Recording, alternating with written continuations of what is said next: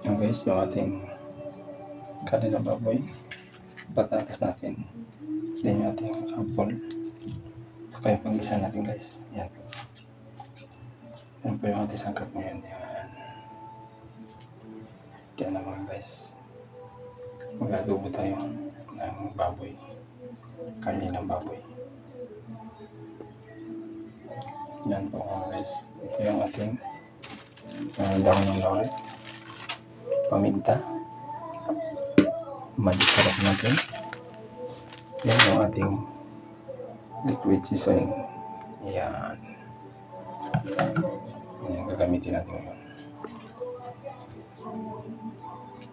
Yan mga guys. Ito yung apple natin mix.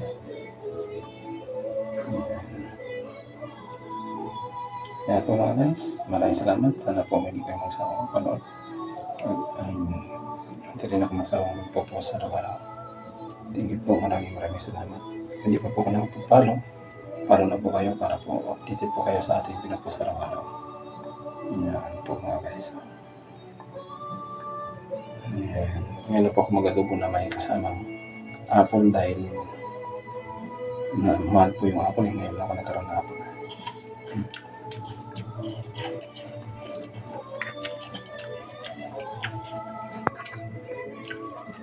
Good morning mga guys. Yan po yung ating menu ngayon.